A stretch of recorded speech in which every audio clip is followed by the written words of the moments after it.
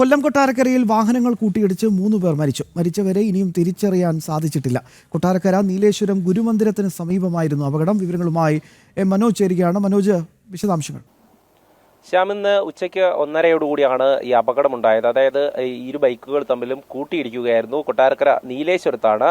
ഒരു ബൈക്കിൽ 3 പേരായിരുന്നു വന്നത്. അത് റെയിൽവേ സ്റ്റേഷനിലേക്ക് പോവുകയായിരുന്നു എന്നതാണ് പ്രാഥമികമായി ലഭിച്ച വിവരം. അതിൽ തന്നെ ഈ സഞ്ജയ്, അതോടൊപ്പം ബിജിൽ, അതോടൊപ്പം അജിത്ത് എന്ന് പറയുന്ന യുവാക്കളാണ്. ഇതിലൊരാൾ പാലക്കാട് സ്വദേശിയും, ഒരാൾ കല്ലുവാതുക്കൽ സ്വദേശിയും, ഒരാൾ തിരുവനന്തപുരം സ്വദേശിയുമാണ്. ഈ 3 പേർ സഞ്ചരിച്ച വാഹനം മറ്റൊരു ബൈക്കിൽ കൂട്ടിയിടിക്കുകയായിരുന്നു.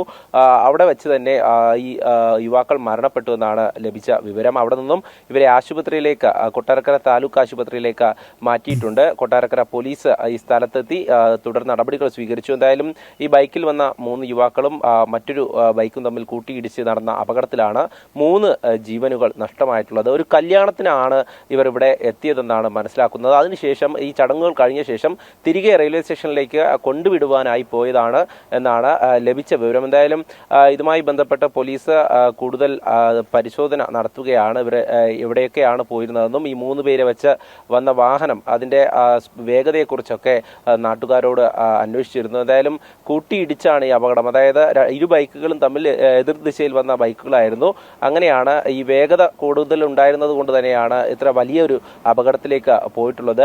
എന്തായാലും ഈ യുവാക്കൾ അവിടെ ആ അപകടത്തിൽ തന്നെ മരിക്കുകയായിരുന്നു. ശ്യാം, മനോജാണ് വിശദാംശങ്ങൾ നൽകിയത്.